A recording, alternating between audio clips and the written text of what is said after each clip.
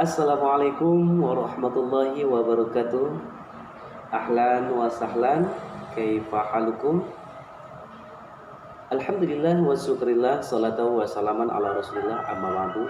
Anak-anak bapak yang soleh dan solehah dimanapun berada, mudah-mudahan kita semua dalam keadaan sehat walafiat. Amin ya rabbal alamin. Pada video kali ini, Bapak menjelaskan materi kita Budaya Melayu Riau dengan judul Sejarah Melayu. Sebelum kita masuk kepada materi kita, terlebih dahulu Bapak menjelaskan secara singkat apa itu budaya, apa itu Melayu, dan apa itu Riau. Budaya adalah suatu cara hidup yang berkembang dan dimiliki bersama oleh sebuah kelompok orang dan diwarisi dari generasi ke generasi. Sedangkan Melayu berasal dari kata Malaya yang berarti tanah yang dikelilingi air. Dan kata Riau diambil dari 3 pendapat. Yang pertama dari kata Rio, artinya sungai. Pada tahun 1514 terdapat sebuah ekspedisi militer Portugis yang menelusuri Sungai Siak. Pendapat kedua, Riau berasal dari kata riyahi yang berarti air laut, yang diduga berasal dari kitab 1001 Malam. Yang ketiga, Riau itu diambil dari kata rioh atau riuh, berasal dari penamaan rakyat setempat yang berarti ramai. Hiruk pikuk orang bekerja yang dimulai dan dikenal sejak Raja Kecil memindahkan pusat kerajaan Melayu dari Johor ke Ulu Riau pada tahun 1719. Yang sudah mempunyai buku boleh dibuka bukunya Budaya Melayu Riau kelas 6. Coba buka di halaman pertama, bab yang pertama, sejarah Melayu.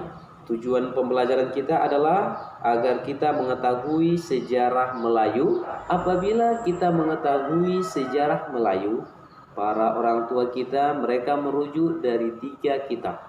Yang pertama, kitab Salatus Salitin yang artinya silsilah para sultan, karya Tun Sri Lanang.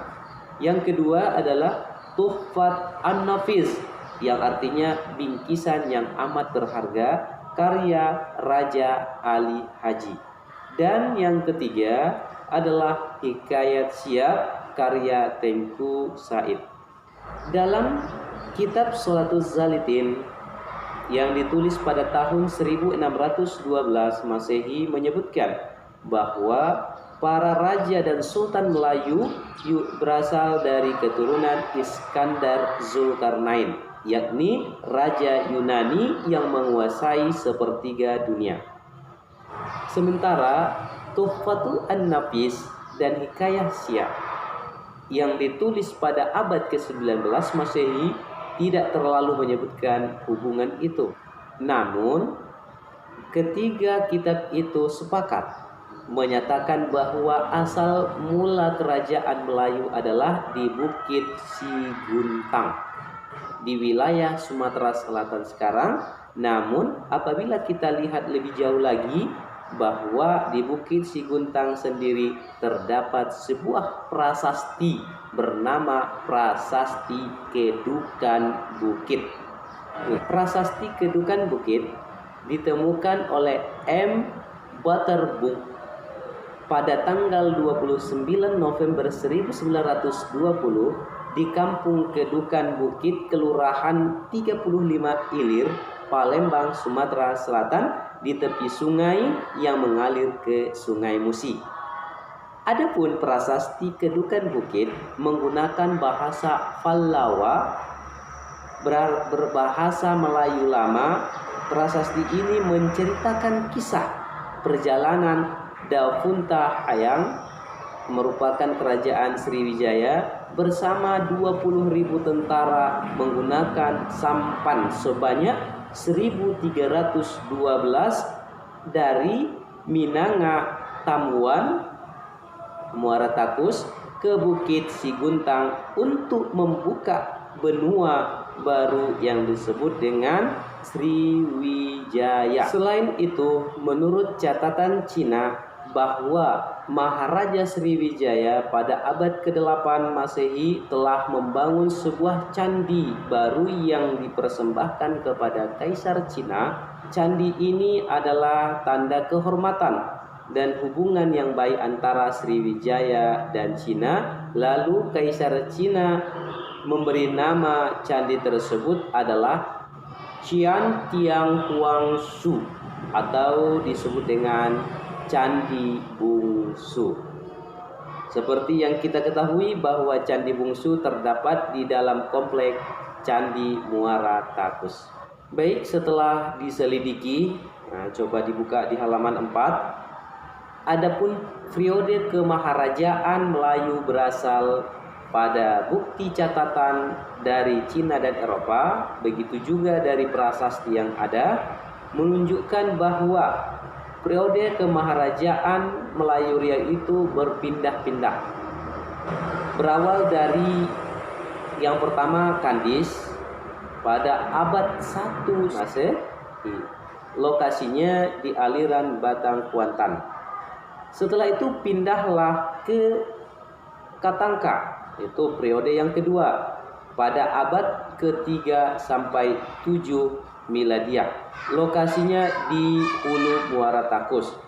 Dan periode ketiga yaitu di Sriwijaya, lokasinya di Kampar, Palembang, dan Jambi. Sedangkan berpindah dari Sriwijaya masuklah ke periode yang keempat, yaitu di daerah Bintan pada abad 13 Miladiah, lokasinya di Pulau Bintan.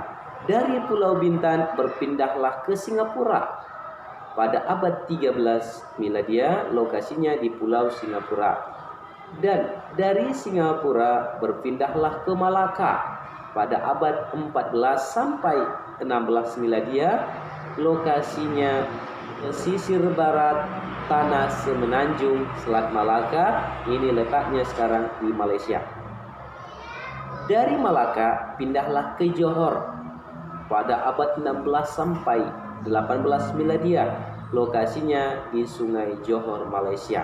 Dari Johor pindah ke Riau Lingga, masuk lagi ke daerah Riau pada abad 18 Miladiah, lokasinya Hulu Riau Sungai Carang, Pulau Bintan.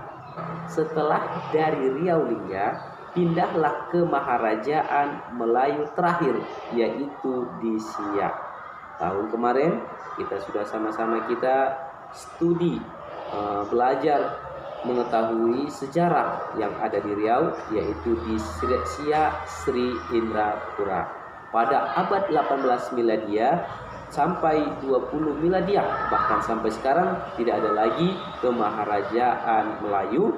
Letaknya di area Sungai Jantan atau yang kita kenal sekarang Sungai Siak.